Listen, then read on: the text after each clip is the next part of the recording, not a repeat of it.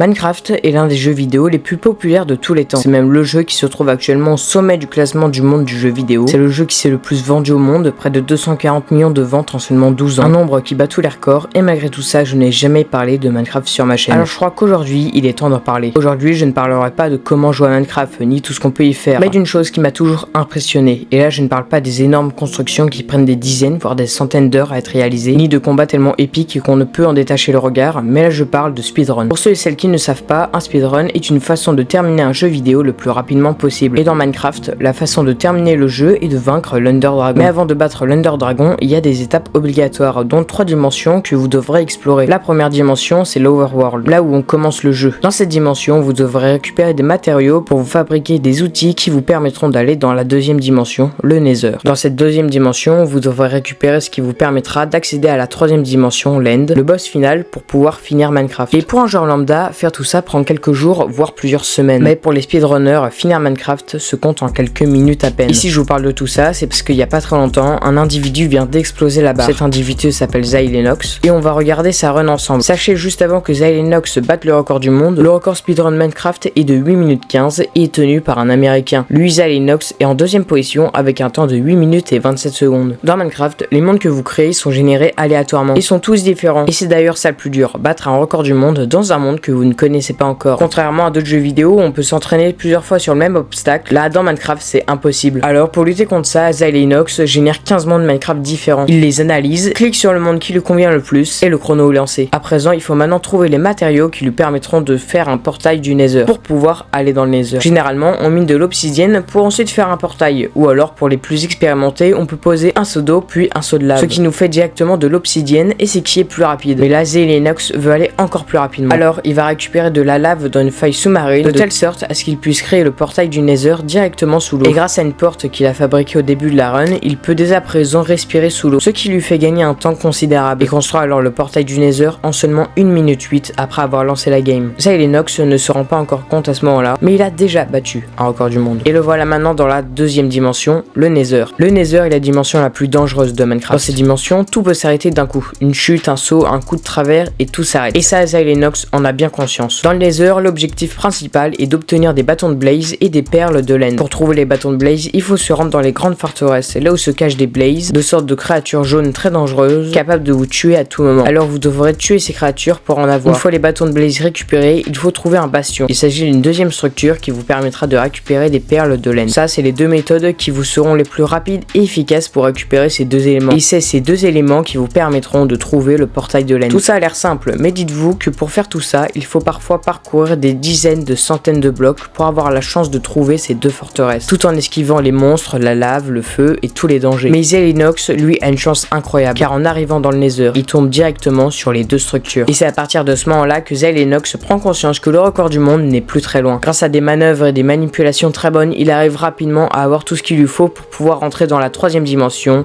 l'End. Xylenox construit alors un nouveau portail du Nether. Il retourne alors dans le monde numéro 1 et localise très facilement où se trouve le portail de l'End grâce aux yeux de l'Ender. Maintenant, il faut s'y rendre le plus rapidement possible. Et c'est là que Xylenox a été très malin. Car en s'y rendant de façon normale, c'est-à-dire parcourir l'Overworld, eh bien ça prend du temps. Mais il faut savoir que le Nether a une petite particularité. Lorsque vous vous déplacez de 1 bloc dans le Nether, vous vous déplacez en fait de 8 blocs dans l'Overworld. Ce qui permet au speedrunner d'aller 8 fois plus rapidement. Et c'est évidemment ce que va faire Xylenox. Ce qui va lui permettre de gagner plusieurs dizaines de secondes, ce qui à ce stade sont très précieux. Xylenox n'est pas encore tout à fait arrivé au portail de l'End. Il doit encore le trouver dans le Stronghold, une sorte de labyrinthe souterrain qui pourra lui faire perdre tous ses efforts accomplis jusqu'à maintenant. Xylenox a maintenant bien conscience que le record du monde est à portée de main. Alors très vite, il cherche le portail et comme pour les autres fois, énormément de chance qu'il le trouve très rapidement. Il se positionne au milieu, place très rapidement les yeux de l'Ender en spammant son clic droit et puis il est téléporté dans le troisième monde, l'End. Voilà, c'est le moment de vérité, c'est le combat final, le moment le plus épique et stressant de la game. D'autant plus stressant pour Xylenox car il sait que le record du monde ne tient qu'à un fil. Le chat de Twitch commence à s'enflammer, la pression monte. Il ne lui reste à présent plus que quelques secondes pour faire moins de 8 minutes 15, quelques secondes pour battre le record du monde et passer sous la barre des 7 minutes, ce qui auparavant auparavant aucun joueur n'avait franchi. Mais Zay Lennox, c'est aussi une chose, c'est que cette dernière étape est majoritairement basée sur de la chance. La façon la plus efficace de tuer le dragon se fait avec des lits. Je m'explique. Dans cette dimension, dormir nous est totalement impossible et lorsque l'on essaye, le lit explose tout simplement. Alors les joueurs de Minecraft ont très vite compris que l'explosion créée par ces lits était suffisamment puissant pour affaiblir le dragon et même le tuer. Alors évidemment, c'est ce que Zay Lennox va faire, mais pour pouvoir poser ses lits, il faut que le dragon arrête de voler et se pose sur une sorte de structure en bedrock. Et elle est là, l'angoisse de Zay Lennox. C'est là qu'il sait qu'il peut perdre tous ses efforts accomplis très facilement, car le moment où le dragon décide de se poser est aléatoire. Alors ne vous inquiétez pas, hein, le dragon est censé se poser, c'est prévu par le jeu. Mais ce qui n'est pas prévu par le jeu, c'est le temps que le dragon se met à se poser. Il peut prendre 3 minutes comme 5 secondes. Et je pense que vous commencez à comprendre un peu mieux la situation. Si le dragon ne décide pas de se poser ou met trop de temps, tout ce qu'il a fait depuis le début aura servi à rien. Zay Lennox peut voir son record du monde et tous ses efforts anéantis par un simple dragon qui a décidé de ne pas se poser. Jusqu'à maintenant, Zay Lennox, lui, a fait un sans faute. Les lits qui lui permettent de tuer le dragon sont dans son inventaire. Alors il ne reste plus qu'une seule chose à faire à Zay Lennox, attendre.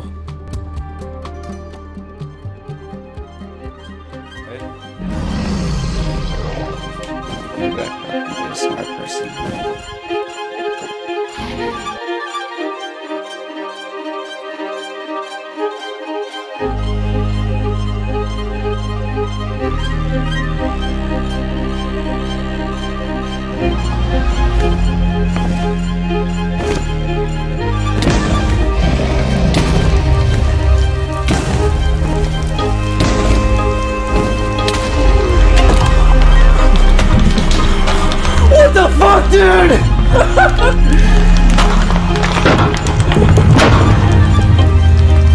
Holy shit. Et voilà, c'est fini, 7 minutes 45. Ce record n'est pas un simple record du monde, mais c'est aussi le premier runner à passer la barrière des 7 minutes. C'est aussi l'un des seuls à avoir un aussi gros temps de différence, avec 30 secondes de moins que le record de 8 minutes 15, qui a donc été battu. Et je ne sais pas si vous vous rendez compte, mais à ce stade-là, 30 secondes, c'est juste énorme. Certains runners se battent pour 1 ou 2 secondes, lui, Zay Lennox, en a 30 d'avance. Et pour en revenir au début de la vidéo, c'est ça qui me fascine. Que des centaines de milliers de joueurs s'entraînent nuit et jour à répéter le même mouvement et la même action des centaines voire des milliers de fois dans un monde qui change à chaque début de partie, dans un monde où seules les limites sont celles de votre imagination, dans un monde qui n'est jamais le même, pourtant avec le même objectif en tête, être plus rapide que les autres, mais surtout faire mieux que les autres. Voilà, c'est la fin de cette vidéo. C'est sans exception la vidéo qui m'a pris le plus de temps à faire, que ce soit pour les recherches, pour l'écriture et même pour le montage. Alors si elle vous a plu, faites-le moi savoir dans l'espace commentaire. En attendant, moi je vous dis à très bientôt.